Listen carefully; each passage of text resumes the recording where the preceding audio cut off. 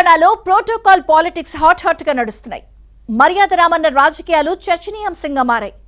ప్రస్తుత ముఖ్యమంత్రి, మాజీ ముఖ్యమంత్రి ఒకరిపై ఒకరు ఎత్తుకు పై ఎత్తులు వేసుకుంటున్నారు. కేసీఆర్ గౌరవాన్ని తగ్గకుండా చూసుకుంటానన్న రేవంత్ రెడ్డికి తన ఇంట మర్యాద ఎలా ఉంటుందో చూపించారు బీఆర్ఎస్ బాస్. రేవంత్ రెడ్డి, కేసీఆర్ ఒకరికొకరు అప్పర్ హ్యాండ్ కోసం ప్రయత్నిస్తున్నారా? ఇంటికొచ్చిన మహిళా మంత్రులను పసుపు కుంకుమతో సత్కరించి కేసీఆర్ తన విఘ్నతను చూపించి వ్యూహాత్మకంగా వ్యవహరించారా? ప్రోటోకాల్ పాలిటిక్స్ లో ప్రస్తుత సీఎం, మాజీ సీఎంలో ఎవరిది పైచేయి?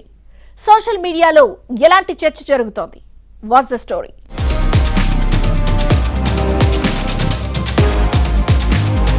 రాజకీయంగా ప్రత్యర్థులు కత్తులు దూసుకున్నా ఏదైనా సందర్భంలో తమ ఇంటికి వచ్చిన వారిని మర్యాదగా ఆహ్వానించి ఆతిథ్యం ఇవ్వడం మన సంప్రదాయం. అతిథి దేవో భవ అన్నది మన సిద్ధాంతం. ఇటీవల బీఆర్ఎస్ బాస్ కేసీఆర్ ఇదే చేశారు.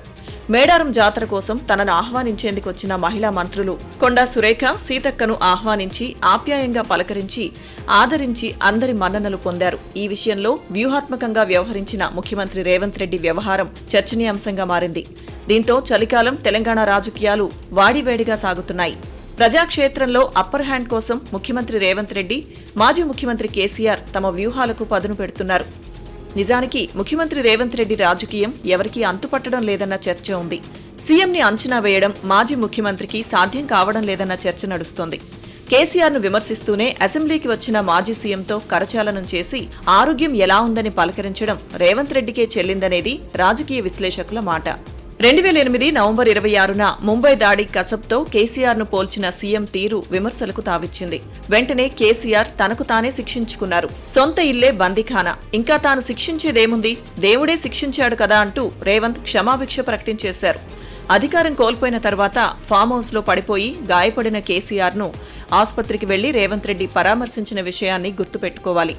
ఇలా సీఎం రేవంత్ రెడ్డి రాజకీయ వ్యూహాన్ని అంచనా వేయడం కష్టంగా ఉందన్న చర్చ నడుస్తోంది. మర్యాద మర్యాదే, రాజకీయం రాజకీయమే అన్నది సీఎం మాట.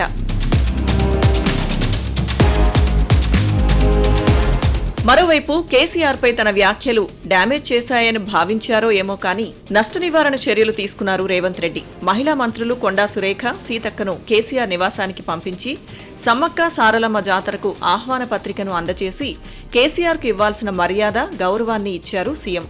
రాజకీయంగా విభేదించినా, తనపై కేసులు పెట్టి వేధించి జైలుకు పంపి క్షోభ పెట్టినా సరే కేసీఆర్పై తాను కక్ష సాధింపు చర్యలకు పాల్పడడం లేదన్నది రేవంత్ రెడ్డి వాదన. ఇక్కడే కేసీఆర్ కూడా తెలివిగా వ్యవహరించారు.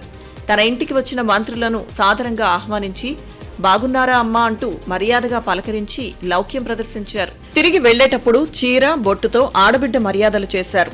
ఇద్దరు మహిళా మంత్రులకు కేసీఆర్, తన సతీమణి శోభ కలిసి మర్యాద చేసిన ఫోటోస్ను మీడియాకు రిలీజ్ చేశారు.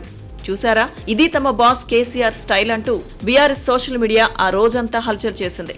ఇది తెలంగాణ రాజకీయాల్లో చర్చనీయాంశంగా మారింది.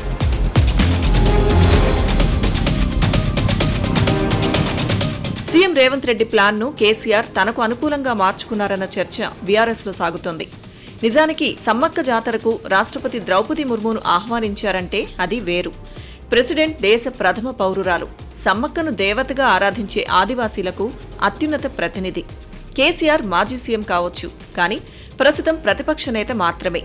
సమ్మక్క సారలమ్మ జాతరకు లేదా ఏవైనా ఉత్సవాలకు గాని ప్రత్యేకంగా ప్రతిపక్ష నేతను స్వయంగా మంత్రులు వెళ్లి ఆహ్వానించడం చాలా అరుదు.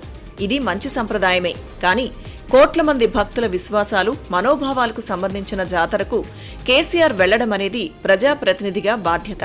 దీనికి ప్రత్యేక ఆహ్వానాలు అవసరం లేదు.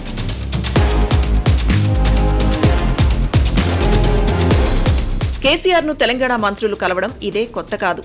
సచివాలయంలో తెలంగాణ తల్లి విగ్రహావిష్కరణకు హాజరు కావాలంటూ 2024 డిసెంబర్లో మంత్రి పొన్నం ప్రభాకర్ బృందం ఎర్రవల్లి ఫామ్ హౌస్ లో కేసీఆర్ను కలిసి ఆహ్వానించిన విషయాన్ని గుర్తుపెట్టుకోవాలి.